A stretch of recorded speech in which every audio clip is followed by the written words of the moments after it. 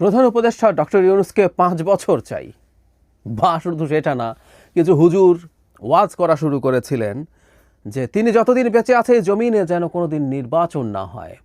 ছোট্ট একটা না, আমরা নির্বাচন চাই বলে প্রেস সচিব আবার সেটা শেয়ারও করেছিলেন। এর বাইরেও আল্লাহ যেভাবে নবী নির্বাচন করেন সেভাবে ডক্টর ইউনূস ঠিক সিলেক্টেড হয়েছিল, এরকম ওয়াজ আমরা দেখেছি। সেই ডক্টর ইউনূসের বিরুদ্ধে খুব কঠোর আন্দোলনও শুরু হয়ে যেতে পারে তাকে সরিয়ে ফেলার জন্য। অন্তত বক্তৃতা বিবৃতি তো চলবেই, সেটা আমরা বুঝতে পারছি, বা পরিস্থিতি তৈরি করা হতে পারে। ডক্টর ইউনূস আর যেন দায়িত্বে থাকতে না পারেন সেই চেষ্টা এবার জোরে সোরে শুরু হতে পারে বলে আমরা অনুমান করতে পারি যৌক্তিকভাবে। কারণটা কি? কারণ হচ্ছে ডক্টর ইউনূস অত্যন্ত কঠোরভাবে নির্বাচনের পক্ষ নিয়েছেন। এই দেশে যেই নির্বাচনের পক্ষ নেবে সেই কিছু লোকের শত্রুতে পরিণত হবে এবং তাকে এবার নানা ফর্মে আক্রমণ করা হবে, নানা ব্যর্থতা তার সামনে আনা হবে। যেগুলো সমালোচনা ছিল আগেও, সেগুলো এতদিন করা হয়নি, নতুন করে করবেন তারা। এই ঘটনাগুলো ঘটবে কারণ ডক্টর ইউনূস নির্বাচন নিয়ে খুবই কঠোর অবস্থান নিয়েছেন। আমরা জানি দুদিন আগে 3টা প্রধান দল, আমরা এখন এই মুহূর্তে 3টা প্রধান দল হিসেবে দেখছি বিএনপি, জামায়াত ইসলামী এবং এনসিপিকে। সংখ্যায় খুব বড় না হলেও এনসিপিতে যেহেতু আমাদের গণ অভ্যুত্থানের গুরুত্বপূর্ণ মুখেরা আছে, সেটাকেও আমরা এখন প্রধান দল হিসেবে বিবেচনা করছি।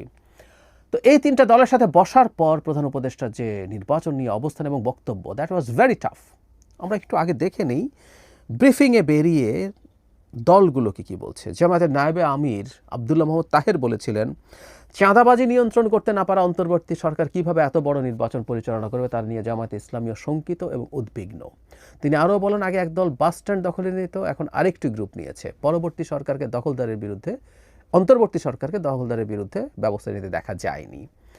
নাগরিক পার্টির নেতাদের বেরিয়ে তারা বলছেন, জুলাই সনদের আইনি ভিত্তি এবং সাংবিধানিক ভিত্তির জন্য আগামী যে নির্বাচনটি হবে সেই নির্বাচনে যেন গণপরিষদ নির্বাচন হয়। দীর্ঘদিন থেকে তারা গণপরিষদের কথা বলছেন।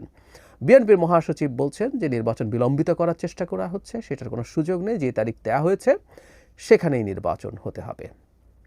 প্রধান উপদেষ্টা প্রেস সচিব এই যে শঙ্কা আছে সেটার ব্যাপারে যখন দৃষ্টি আকর্ষণ করা হয়েছে, তিনি বলেছেন এটা তারা অবহিত এবং তারা এই নিয়ে কাজ করছেন। নিশ্চয়ই কাজ করা হবে এবং আমি বিশ্বাস করি এই শঙ্কা কাটিয়ে ওঠা যাবে। কিন্তু তার যে বক্তব্য সেটা আমি একটু পড়তে চাই। তিনি খুব সরাসরি বলছেন নির্বাচন ছাড়া কোনো বিকল্প নেই। সবাই গেছে তার নির্বাচন নিয়ে প্রতিশ্রুতি জানিয়েছে। কেউ যদি নির্বাচনে কোনো বিকল্প নিয়ে ভাবে সেটা হবে এই জাতির জন্য গভীর বিপজ্জনক। আমি এই জায়গাটা আবার পড়বো, তার আগে আরেকটা কথা বলেন। এখানে জাতীয় পার্টিও একটা ইস্যু ছিল, আলাপ হয়েছে, বিএনপি বলছে সেটা নিয়ে আলাপ হয়নি, কিন্তু দুটো দল অন্তত তাদের জায়গা থেকে জাতীয় পার্টিকে নিষিদ্ধ করার ব্যাপারে প্রধান উপদেষ্টার কাছে বক্তব্য তুলে ধরেছে। এনসিপি তুলে ধরেছে এবং জামায়াত ইসলামীও তুলে ধরেছে। জামায়াতের এই জায়গাটা ইন্টারেস্টিং। জামায়াত আওয়ামী লীগ যখন নিষিদ্ধ হয় অফিসিয়ালি কোনো অবস্থান নেয়নি। জামায়াতের গুরুত্বপূর্ণ নেতা জনাব শফিকুল ইসলাম মাসুদকে দেখেছি যমুনার ওখানে গিয়ে বসেছেন, পরে শাহবাগে জামাতের বিরাট একটা অংশ এসছে, সিগনিফিক্যান্ট বা চেনা নেতারা গেছেন, ছাত্র শিবির গেছে, ছাত্র শিবির স্লোগান দিয়েছে, কিন্তু জামাত অফিসিয়ালি কোনো স্ট্যান্স নেয়নি। কিন্তু জাতীয় পার্টির ক্ষেত্রে দিচ্ছে।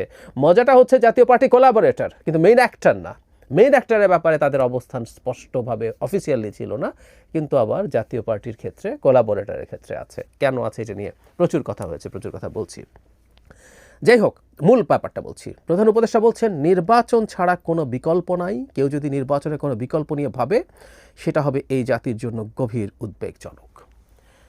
আমরা খেয়াল করব কিছুদিন আগে থেকে একটা ঘটনা ঘটা শুরু করেছে। একের পর এক এনসিপি নেতা প্রধান উপদেষ্টার বিরুদ্ধে তোপ দাগছেন। যেমন তিনি স্বজনপ্রীতি করেন, স্বাস্থ্য উপদেষ্টা ব্যর্থ, এরকম একটা কারণ দেখিয়ে খুবই সিগনিফিক্যান্ট নেতা এনসিপির বলছেন এটা স্বজনপ্রীতির উদাহরণ। তারপরে এই সরকার এনজিওর মতো চালায়, যেগুলো একসময় অনেকে অন্যরা বলতেন। ডক্টর ইউনূসের ব্যক্তিগত কিছু বেনিফিট, তিনি রাষ্ট্রীয়ভাবে নিয়েছেন, ব্যক্তিগত বেনিফিট না, তার সুদ মওকুফ করা, কিছু প্রতিষ্ঠানের অনুমোদন নেওয়া, এগুলো নিয়ে আমরা কথা বলেছি। এগুলো সুন্দর দেখায় না, একেবারেই সুন্দর দেখায় না। এগুলো নিয়ে এনসিপির একজন নেত্রী কিছুদিন আগে বললেন। সম্প্রতি আরেকজন অত্যন্ত কুৎসিত ভাষায় তাকে আক্রমণ করেছেন, সাথে এগুলো যোগ করেছেন। সো এনসিপির দিক থেকে ডক্টর ইউনূসের বিরুদ্ধে তীব্র আক্রমণ শুরু হয়েছে এবং এটা বাড়তে থাকবে। ইট উইল বি ইন্টেন্সিফাইড, কোনো সন্দেহ নাই। জামায়াত শিবিরও এই জায়গায় নামবে এবং শুধুমাত্র যে তাদের দলের ব্র্যান্ডিংয়ে তা না, জামায়াতের তো আসলে অনেক রকম দোকান আছে, ব্যক্তি আছে, তারা তাদেরকে দিয়ে এই কাজগুলো করাবেন। কারণ প্রধান উপদেষ্টা এখন নির্বাচন চাইছেন। এখন নির্বাচন যেহেতু চাইছেন, উনি যদি থাকেন, ওনার যে অবস্থান আছে, মানে তার প্রশাসনিক ব্যর্থতা আছে, তার কঠোরতার অভাব আছে, তার ম্যানেজমেন্টে প্রবলেম আছে, আমরা দীর্ঘদিন থেকে আলাপ করছি এবং যৌক্তিকও এটা। কিন্তু তিনি যতদিন থাকবেন নির্বাচন বানচালের চেষ্টা সোজা হবে না, সহজ হবে না। কারণ হচ্ছে এখানে তো নানান রকম খেলোয়াড় আছে, অনেক খেলোয়াড় খেলতে আসবে যখন নির্বাচন বানচালের চেষ্টা হবে, দেশি এবং বিশেষ করে বিদেশি। দেশি খেলোয়াড়রা খুব সুবিধা করে উঠতে পারবে না, কারণ নির্বাচনের পক্ষে যে অংশটা আছে তাদের শক্তি অনেক বেশি, অনেক অনেক বেশি। সো বিদেশি খেলোয়াড়রাও যদি খেলতে আসতে চেষ্টা করে নির্বাচন বানচালের খেলায়, ডক্টর ইউনূসের মতো মানুষ যদি দায়িত্বে থাকেন, তাহলে তিনি সেটাকে নিউট্রালাইজ করা তার জন্য খুবই সহজ। এই ভদ্রলোকের অন্তত এই একটা জায়গায় বেশ শক্তি আছে, তিনি এতটাই কানেক্টেড, তার এতটাই প্রভাব আছে ইন্টারন্যাশনালি, তিনি চাইলে সেটা ঠেকাতে পারবেন। সুতরাং ডক্টর ইউনূস শুধু অভ্যন্তরীণ কারণে না, নির্বাচন যারা চাইবে না, বানচাল করতে চাইবে, তাদের জন্য ডক্টর ইউনূস একটা বিরাট ঝুঁকি। সেই কারণেই আমি বলছি যে তার বিরুদ্ধে নানা রকম প্রোপাগ্যান্ডা শুরু হয়ে গেছে। আমি আগে একটা ভিডিও করেছিলাম যে তার ভাগ্য নির্ধারিত হবে তিনটা দলের সাথে বসে, অথচ উনি বসে আদতে নির্বাচন নিয়েই কথাবার্তা বললেন, কেমন হবে, কি হবে, কারো কিছু দাবি দেওয়া আছে কিনা। এই আমরাই বলেছিলাম যে এই সরকারের উচিত হবে যত বেশি সম্ভব রাজনৈতিক দলগুলোর সাথে বসা, এমনকি কোনো এজেন্ডা না থাকলেও বসা, যাতে তাদের মধ্যে কোনো না কোনো ধরনের মিসআন্ডারস্ট্যান্ডিং তৈরি না হয়, তৈরি হওয়ার আগেই যাতে সেটাকে নিয়ে ডিল করা যায়। সো নির্বাচন যখন এগিয়ে আসছে তখন এই প্রবণতা বাড়তে হবে, কিন্তু আমরা কেউ কেউ বলার চেষ্টা করলাম এদিনই ভাগ্য নির্ধারিত হবে। তার মানে ডক্টর ইউনূস এতটাই ভালনারেবল হয়ে গেছেন যে তাকে আসলে আর ক্ষমতায় রাখা যাচ্ছে না।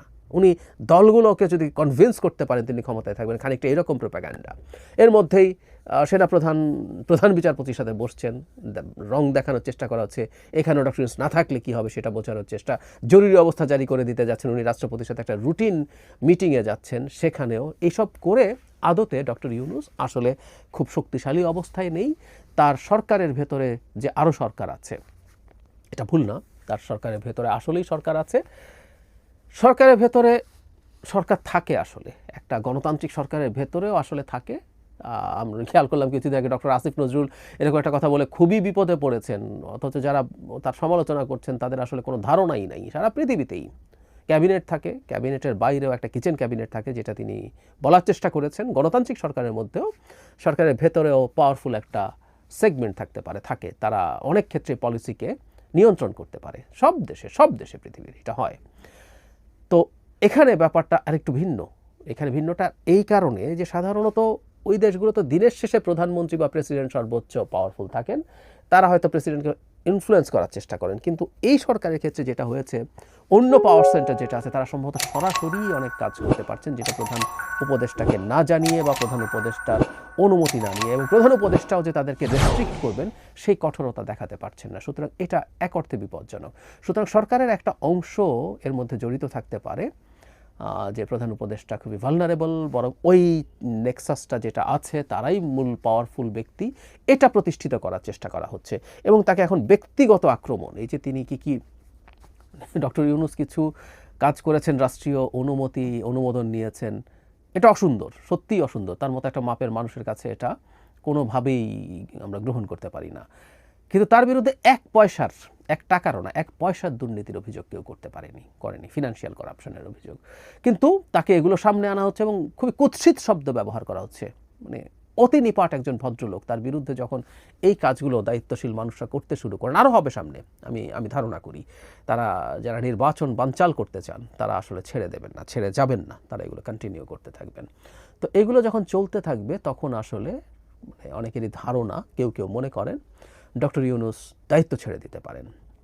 তিনি একবার একটা প্রেক্ষাপটে এইরকম স্ট্যান্স নিয়েছেন বলেই আমি ধারণা করি যারা এটা করতে চায় তারা উৎসাহী হয়েছে, তারা এই কাজটা আরও করবে। এই কারণে অত্যন্ত ভুল কাজ করেছেন তিনি পদত্যাগ করতে চেয়েছেন, যেই প্রেক্ষাপটেই হোক না কেন। বাংলাদেশে কোনো সিচুয়েশনে তিনি নির্বাচনের আগে, এমনকি নির্বাচন ভণ্ডুল হওয়ার পরিস্থিতি হলেও ডক্টর ইউনূস দায়িত্ব ছাড়তে পারবেন না। তিনি দায়িত্বে রেখে বাংলাদেশের নির্বাচন দিয়ে একটা গণতান্ত্রিক সরকার রেখে তারপর তাকে যেতে হবে। কিন্তু তিনি যে একবার যাওয়ার প্রবণতা দেখিয়েছিলেন, তিনি খানিকটা নন কনফ্রন্টেশনাল টাইপের মানুষ, সেই কারণে কারো আশা তৈরি হতে পারে। সুতরাং অনাগত দিনগুলোতে ডক্টর ইউনূসের বিরুদ্ধে অনেক মারাত্মক আক্রমণ শুরু হবে, তাকে নিয়ে তুচ্ছ-তাচ্ছিল্য হবে, তাকে নিয়ে বিদ্রূপ হবে, তাকে নিয়ে ব্যঙ্গ হবে, এগুলো চলতে থাকবে।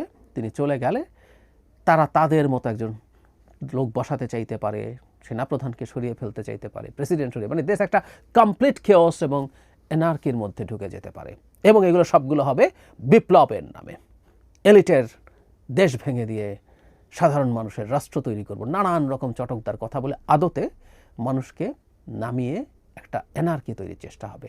এবং প্রায় বলি, বাংলাদেশে এনার্কি তৈরি হলে সবচেয়ে খুশি হবে আওয়ামী লীগ এবং ভারত। সুতরাং আমরা যারা এই পথে যাচ্ছি, তারা জেনে বা না জেনে, বুঝে বা না বুঝে, এটা যদি চাই, এটা দেশের জন্য দুর্ভাগ্যজনক। সুতরাং আমরা যারা নাগরিকরা আছি, তাদের এই ব্যাপারটা বুঝতে হবে। ডক্টর ইউনূসের অনেক সমালোচনা আছে, আমি প্রচুর সমালোচনা করেছি। আমি তার কাছে একেবারে অকল্পনীয় বেশি কিছু চেয়েছি তা না, কিন্তু যতটুকুও চেয়েছি, যতটুকু বাস্তবভাবেই হওয়া সম্ভব ছিল, শেখ হাসিনার রেখে যাওয়া এই বিধ্বস্ত দেশেও যতদূর সম্ভব ছিল তারও কাছাকাছি তিনি যেতে পারেন নাই। কিন্তু তিনি যদি দায়িত্বে না থাকেন, সেটা আমাদের জন্য মহাবিপর্যয় তৈরি করবে। এটা আমাদের মানতে কোনো বাধা নেই। এবং আমি আরও বলেছি, তিনি দায়িত্বে না থাকলে যে জার্নিটা ছিল, ভারত আমাদের যা করতে পারতো শেখ হাসিনা যাওয়ার পর, আওয়ামী লীগ যা করতে পারতো, অন্যান্য খেলোয়াড়রা এসে যা করতে পারতো, এগুলো বাদ দিয়ে সোফার একটা যথেষ্ট স্টেবল কান্ট্রিতে তিনি এখন পর্যন্ত আমাদেরকে রেখেছেন। বাকি কাজটুকুও করবেন, তাকে আমরা রাখার জন্য, তার থাকার জন্য সব ফাইট করব। তার সমালোচনা হতে পারে, কিন্তু কোনোটাই তার দায়িত্ব থেকে সরে যান, আপনি পারছেন না, আপনি পারবেন না, এই জায়গায় যাওয়া যাবে না। বরং তাকে রেখে কিভাবে পারতে হবে, আমরা কিভাবে পারবো, তার জন্য সরকার কি করবে, রাজনৈতিক দলগুলো কি করবে, অন্য স্টেক হোল্ডাররা কি করবে, সেই আলাপ হবে। ডক্টর ইউনূসকে বাদ দিয়ে কোনো আলাপ কোনোভাবেই না।